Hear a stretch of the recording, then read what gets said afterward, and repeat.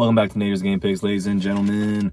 Recapping the total entirety of the 2025 season. I had an overall record of 158 and 114. 158 games right, 114 games wrong. I went 8-8 week 18.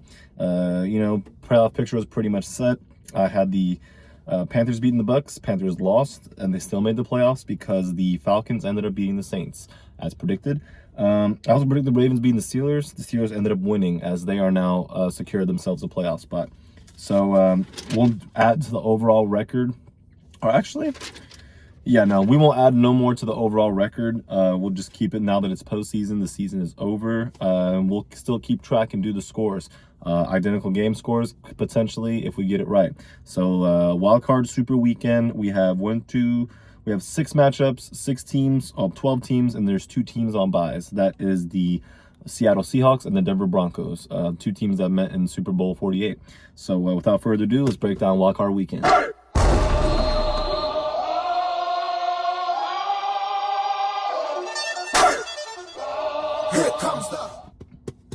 Okay, guys, so first off, Saturday, 4:30 p.m. Eastern Time, we have the Rams at the Panthers. These two teams played each other. The game was in Carolina. Panthers ended up winning the game. Rams committed 3 turnovers. Big reason why because they initially had a lead. They let Carolina come back into the game. They gained some momentum. Carolina was able to utilize short field. And I believe they capitalized over 17 points off the turnovers committed by the Rams. Now, Carolina's pass rush got home to Matt Stafford. And maybe the Rams here, if they can have a lead, they need to run the ball. They're going to be on the road. They're going to have to rely on that running game. This Rams team is very resilient, coached by Sean McVay, lots of playoff experience. Panthers got into the dance, albeit a losing record. I think they have a chance to make noise. It was going to be tough for them to overcome a defense with the playoff experience and just a well-coached team. So I think it's going to be tough for them to overcome. I think the Rams win on the road with a score of 34-22. The Packers at the Bears, that is the 8 p.m. Eastern time slot on Saturday. Bears and Packers have played each other. This will be now the 3rd meeting of the year. They both split a game each. Bears winning the last one at home, onside kick to get the ball back, score to go to overtime, and then capitalize in overtime. Bears at home. The good matchup here to see is going to be the Bears running game against this Packers front 7. Packers have not been the same since they lost Micah Parsons to an ACL injury. I think the Packers will have Jordan Love healthy. It's going to be big for them. Josh Jacobs, all them still missing Tucker Kraft as he suffered ACL. So the Packers are a little banged up. I think it's hard to beat a team twice, so either way this goes is going to be difficult. But the Packers seem like they were in control in Chicago when they lost to them. The game was in Chicago, and the Bears usually start out a little slow. I think the Bears' secondary needs to be is the point of attack the Packers want to attack. And Matt LaFleur, another coach that has a lot of playoff experience. And Ben Johnson, great for him, first year winning the division of the Bears. I can see the Bears winning, but then again, I think the Packers make a little bit fewer mistakes this time around, as I think they'll end up capitalizing and winning this game on the road. I think they win with a score of 23-21 in the end.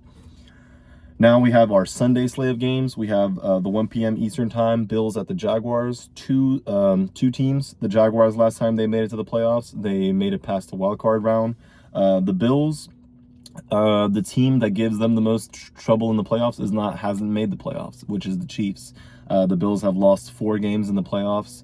I believe at least 3, potentially 4 games since the 2019 season, all to the Kansas City Chiefs. The Chiefs are not in the playoffs, so this will be good for the Bills. They are on the road though, and they go down south. It'll be a little bit warmer, maybe not as cold, but it's going to be a battle of the running games. Travis Etienne and Bashaw Tutin, along with Trevor Lawrence, as he's showed some wheels.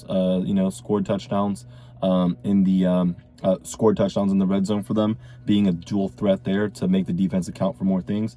Going against the Bills team led by Josh Allen and James Cook. James Cook finished the year top 3 in rushing yards. He's going to be a key piece for this Jaguars defense, led by Devin Lloyd, Josh Hines Allen. You can say this is the matchup between the 2 Josh Allen, as Josh Hines Allen changed his name, so he's not, referenced along with Josh Allen, the quarterback of the Buffalo Bills.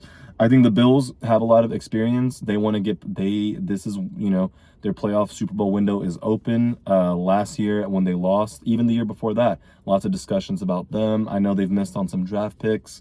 But they just keep finding a way to fight back and produce offense. Defensively is where they can be exploited. Their front seven, they've given up some rushing yards. And other than Christian Benford, I think Maxwell Harrison, their rookie, he can be picked on. So look for Jacoby Myers to potentially be matched up against him, as well as Brian Thomas Jr. Had a little slower production with the Jaguars lately, but maybe he's due for a breakout. I do think the Jaguars put up the fight. I think this will go back and forth. I think the team that possesses the ball last and commits the fewest turnovers win this game. I think that's the Buffalo Bills in this case. On the road, they get the win here, score of 32-27. Now the 4:30 Eastern time slot is the final matchup in the NFC bracket, where we have the 49ers going at the Eagles. I think the 49ers, albeit banged up, but gotten some pieces back healthy. They did lose 13-3 against Seattle last week to contend for that number 1 overall seed. They played the Eagles before in the playoffs, not had the best luck. Brock Purdy injured his elbow, and they had to go down to their third or fourth string quarterback. I think they match up pretty well against this Eagles defense, but considering their heavy zone play action game, they lots of motion. They like to make the defense run. I think they can take advantage of the play action game here, as I think the Eagles are still without Andrew Mukuba, their rookie safety.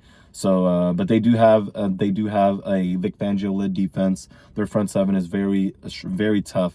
Christian McCaffrey, albeit a very productive season, a little bit lower on the yards per carry average in his rushing game. So I think that the Eagles will key in on his routes out the backfield, as that's one way the Niners always are successful of finding ways to get him the ball if he's not being overly effective in the running game. So that's something the Eagles need to keep an eye on. And I think the Eagles need to just take care of the football. They're going to run the football. Saquon, Jalen Hurts, obviously. And Jalen Hurts is going to probably look for his buddy Dallas Goedert, who had 11 receiving touchdowns on the regular season when they get down to the red zone. I also think these Eagles receivers can match up well against the Niners DBs. I think Diamador Lenore will travel with A.J. Brown, so that's a good opportunity for Devontae Smith to get some action against the number 2 cornerback on the Niners roster. I think the Eagles do win at home here, a score of 24-15. Chargers at the Patriots, the final game on Sunday at 8 p.m. Eastern time. These two teams, I believe they last met in the playoffs in 2018. The Chargers met the last playoff team, the second to last playoff team that Tom Brady was part of in New England. But I think the Chargers are now coming into this game. Justin Herbert had gotten a little beat up week 17. They sat him week 18. They have a healthy backfield now, minus Najee Harris, Kamani Vidal, and Omarion Hampton. And this Patriots defense have been underrated all year. Very good, very, very sound. Mike Vrabel coach team. Mike Vrabel has experience in the playoffs, both as a player and a coach. This Patriots team is at home and is set up for a good run, but it is an inexperienced offense. Drake May, Will Campbell, and this Chargers defense has experienced pass rushers. Obviously, Khalil Mack, you can't understate his impact over there. They have a good front seven, and the Chargers secondary don't give up a lot of passing yards. So the Patriots, Drake May is going to have to be efficient and have to make sure the Patriots have to be able to protect him. I think the team that gives up the most sacks in this game is probably going to be the team that loses. And the Chargers have won a lot of games where Justin Herbert was sacked minimum 5 to 6, 7 times. So that goes to show you the resilience and toughness of that team, and with 2 starting tackles out for the year. I think they can overcome this. I think the Patriots will play hard. I think the Patriots, I think it's a chess game here. Jim Harbaugh versus Mike Vrabel. This will be a very good game. It's the last game on Sunday, and I think the Chargers come out on top. Last time they made the playoffs, they lost in the wild card round to the Jaguars. They were up big and they let them come back and beat them. I think I'm not saying they're thinking about that, but that's in the back of their mind somewhere in the psyche. They're going to go into Foxborough, dominate, play hard, and I think they come out with a win here, albeit the Patriots playing hard too. I think they win a score of 31-30. And finally, Monday Night Football, we got the Texans at the Steelers. The Steelers beat the Ravens to be able to get this spot. Mike Tomlin coach team. Aaron Rodgers back in the playoffs. First time he's been in the playoffs since 2021, as they went as far as to losing to the San Francisco 49ers as part of the Packers. The Texans finished the year super hot. The number 1 defense in the NFL. It's very hard to scheme players open as the pass rush gets home very quick, not to mention Danielle Hunter and Will Anderson. And the secondary, Derek Stingley, Kamari Lassiter, Jalen Petrie, Caleb Bullock, This is a very, very well sound, aggressive, and super fast aggressive defense. It's going to be tough on the Steelers, but then again, they have the most experienced NFL roster. Jonnu Smith, Pat Freiermuth. They have DK Metcalf. They also have, obviously, Aaron Rodgers. And a two-headed running back monster right now that could secretly play a big pivotal role in this game. Kenneth Gainwell and Jaylen Warren. Kenneth Gainwell has playoff experience from the Eagles back when he was with them. I think this is going to be a game. The terrible towels are going to be flying. TJ Watt will probably look to get him a turnover forced. And Patrick Queen, he's going to have to key in on Woody Marks. Tough young rookie running back that runs very tough. He's going to run into the Steel City this time. And so with the Texans on the road, it's going to be loud. CJ Stroud's got to be able to communicate with his offensive line. No pre-snap penalties. If the Texans accumulate pre-snap penalties early in this game, it could haunt them down the line. Although I see the Texans defense not giving up more than 17 points in this game, the Texans offense better make sure they score 20. I do have the Texans winning on the road with a score of 19-16. I bet against the Steelers last week. Maybe it's your luck, Steelers fans, and me picking the other team leads to you guys winning again. So we'll see how that happens.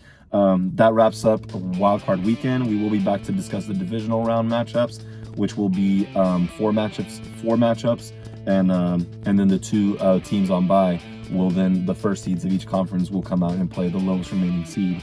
Playoff football has begun. Obviously, stay warm. It's a little chillier outside. Make sure everyone's taken care of, and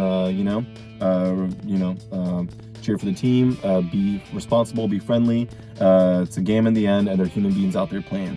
Love you guys. I'll break it down next week and see what ended up happening Wildcard Weekend. As for now, Naderade out.